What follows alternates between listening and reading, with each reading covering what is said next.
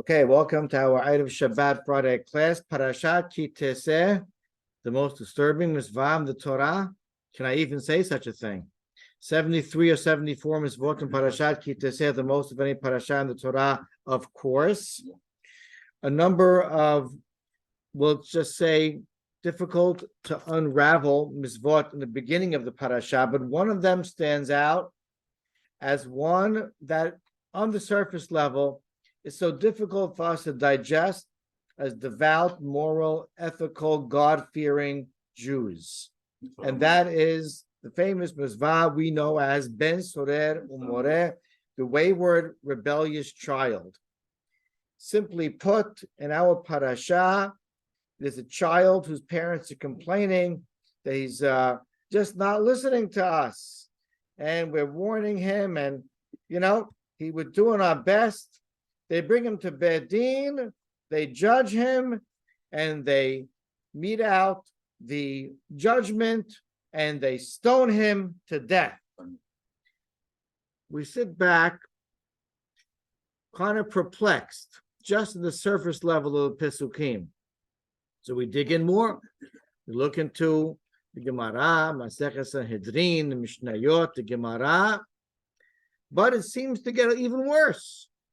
As the Mishnah explains to us that the Ben Sorer Umoreh Nidon Al Shem Sofo, that he is judged based on his end, which means that, as we see right now in his youth, that he is someone who is stealing, he's pilfering, even from his parents. He's walking around as he pleases, and in a very unbridled, undisciplined way, just rebelling against his elders. Pretty soon, that was going to lead to thievery out there in the big world. And then eventually, when there's resistance, it might lead to murder. And then this person, we're quite certain that he's going to end up being hayav mitah, warranting an actual capital death penalty, which means that he'll be so guilty as even in technical terms, wherein his neshama itself will suffer, and he will become an actual rasha and warrant a death penalty for a real technical reason. We're going to spare him, and before he gets to that, we're going to kill him now. Yamut zakai va'al yamut rasha, says the Gemara. Let him die an innocent person and not a guilty person. So we have to reflect on this idea, because as moral Jews, believing in the godly values of the Torah, we know that HaKadosh Baruch Hu is fair and he's just, and this simply rubs us the wrong way, because HaKadosh Baruch Hu judges everyone based on their exact actions. We rely on this. We trust HaKadosh Baruch Hu. We rely on the fact that going through this world, doing the right thing, no matter how difficult life gets here in Olam Hazeh, that in the end, everything evens out. And that HaKadosh Baruch Hu is fair, nosor chesed la'alafim, reward, shomer Adonai kol ohabav, reward is always there. It remains whole. It's never depleted from. We get what we deserve. And of course, to the contrary, for the evil, we believe in justice. And Kadosh Baruch Hu asks us to form a superstructure of a justice system in this world. It's our pride and joy. As we discussed a few weeks ago, one of the reasons why we're losing here in exile and galut. And we believe in Kadosh Baruch Hu's ways, his ethical ways of justice, and this doesn't seem to be just in our limited understanding of things, that someone who has not yet perpetrated such evil will by Torah law be summoned to death because of potential evil. Let a person prove himself, allow a person to come back, allow us to work with someone, and perhaps to urge and stimulate and motivate him to repent. Let's not lose hope in people. And therefore, we sit back astounded at this law. Of course, we do not question Torah law. And in fact, as I mentioned, we have a very limited understanding, especially in our current society in the 21st century. We're skewed in our views of what's right and what's fair and what's just. And as much as we try to keep a set of ethical standards based on Torah law, we can't help but be a product of our environment, and therefore modern society sometimes screens and skews our ability to understand the truth. So there could be something that we're not seeing, and in fact, sometimes the punishment seems disproportionate to the crime, and that looks like it's the case here. And Kadosh Baruch Hu is fair and just, and we trust him. All that is on one hand. On the other hand, we know that for this really to be carried out, in other words, for the full punishment to be carried out, the laws which guide the Ben Surah Moreh, based on just hinting in our Pesukim, Torah Sheba'al Peh, the Mishnah and the oral law and the Gemara takes us through certain conditions and standards that have to be in place. He has to steal only a certain amount of meat and a certain measure of wine. It has to be stolen from his parents. It has to be then eaten and consumed on someone else's property. He has to be only of certain age. He's exactly 13, and within 3 months from his 13th birthday, after showing signs of puberty. This can only happen, therefore, in a few months of a person's life. And then there's the standards of his parents. His parents, based on the way we understand the Pesukim and the Gemara, they have to be exact. They have to be similar to each other in looks, in height, in voice. Now, we heard of close couples, but how many couples are so reflective in a physical manner of each other, mimic each other physically? That's almost impossible. And so therefore the chances of this happening are so remote. And in fact, the Gemara tells us in Masechet Sanhedrin Daf Ayin Aleph, it's actually a dispute between our Tanaim. And one of the Tanaim says the deen of Ben Surah Moreh lo haya velo atid lihiyot. It never was, and it never will be. In other words, this mitzvah is never a mitzvah that was never played out, never brought to fruition, and in fact, never meant to be brought to fruition. So then I asked the Gemara, what is it doing in our Torah HaKadoshah? And it answers the Gemara, Derosh v'kabel sachar. Just a little bit more in Torah, that you can be able to analyze it, delve deeply in the laws and the deep meaning of Torah, and receive reward. God put an extra over here, according to that opinion, and that by and large is the opinion that's adopted and accepted by us as generations and centuries have gone on. Well, we feel kind of relieved when we hear that, don't we? On the other hand, what is going on? The Torah could add anything. The Torah usually, or always, we can say, has in it practical laws, real halachot, real guidance, actual history.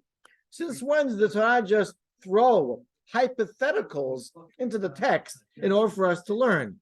And therefore, it behooves us, if the Hachamim are telling us that this is there in order to be able to learn, to study, and to receive reward, there must be a very virtuous, profound reason, and many reasons and lessons behind the small excerpt in the parasha, in the Torah, that Hashem really wants us to derosh, to derive, to analyze, and receive reward. And therefore, if this is there as a model, well, we better as heck get going to try to understand what lessons we're meant to glean from that model. And it is not there for no reason.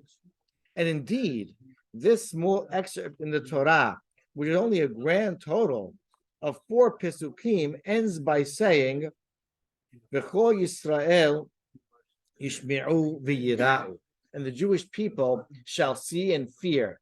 Well, they'll see and fear when the kid gets stoned to death. But now that we know that never has and may not never happen, we'll see and fear and understand really and fear and be gripped with fear based on the concepts embedded in it. So what we'll try to do quickly is try to do what we can in terms of the deep messages that Torah wants us, is screaming and begging us really to try to extrapolate from this small excerpt in the Torah. So I would like just to take an educational track and take two educational messages that seemingly are right there in the Pesukim. And after all, we're talking about a parent and a child. So that would be, I guess, the most glaring set of lessons, an area of teachings that the Torah wants us to look at, perhaps first. And therefore, we'll give it a shot. Okay, so let's just talk about what we just said. Based on the Torah selling the Kol Abib, Kol Immo. Let's read the first pasuk, perhaps.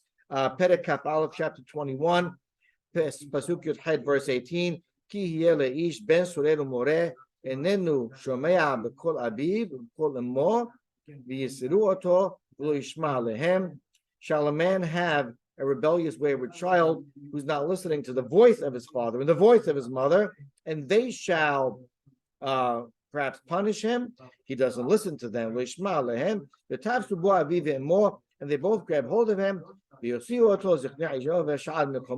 they bring him out to the elders, in other words, and the gate, meaning the Beit Din in the given city, the Beit Din of 23.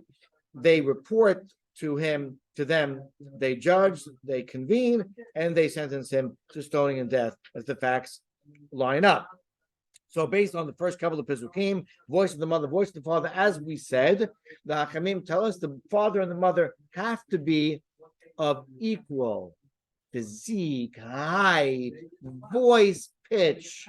They have to almost mimic each other. Now, of course, we said that because of those standards, this really has not and may never happen. And therefore, there is some conceptual idea behind that. And that is to say that the only way that there can be a punishment, even hypothetically carried out, because of the ben surer umoreh, the parents would have to be completely on equal footing. In other words, we will never consider this child to be guilty, even in terms of the guilt that we are referring to. We would never carry out the punishment, even conceptually speaking, on this child, unless these parents are on the exact same page in every which way. And as Rabbi Hirsch points out to us, that means that they have to be, to the child, from the child's standpoint, modeling, expressing, and conveying the same ideas, the same message, the same lessons, the same values, the same virtues. They have to be conveying a consistent, clear message to this child in terms of not only what they want from him, but what by extension HaKadosh Baruch Hu wants from this child, what the Torah asks of this child. What are the moral standards in God's world?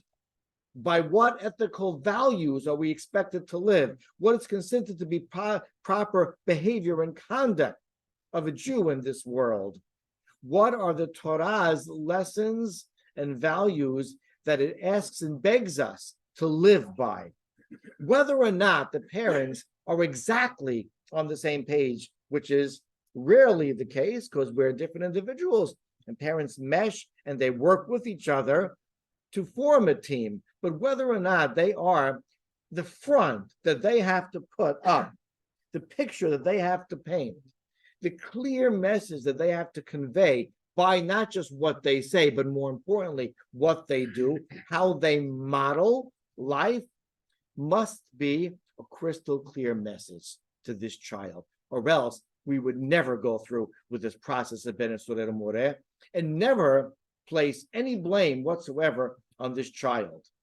And that really is not just an imperative for us as parents and grandparents, but it is, as the last pasuk said, V'chol Yisrael yishme'u v'yirau.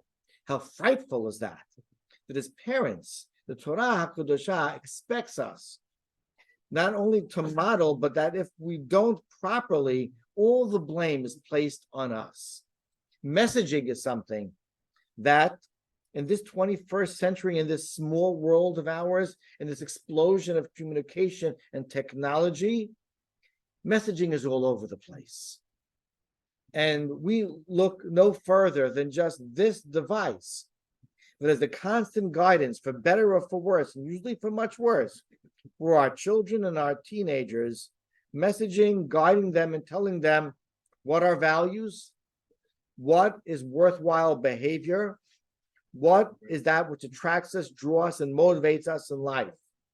And only parents that put on a strong front and convey a strong message can possibly be successful in the current world that we live in. Messaging is a battle, is a war, and by and large, we're losing the war of values with our children and our teenagers, unfortunately. And we have to fight back by giving a uniform, powerful, consistent message to our children and our teenagers, as parents and as grandparents. Educational level, lesson number one that's critical from this excerpt of Pesukim. Number two, this is our second or last lesson. Interesting pasuk, the first pasuk Yud Het, the scenario is explained as follows. The wayward child doesn't listen. We're being told a fact. It happens sometimes. He's rebellious. He's just not obedient. He doesn't obey their orders.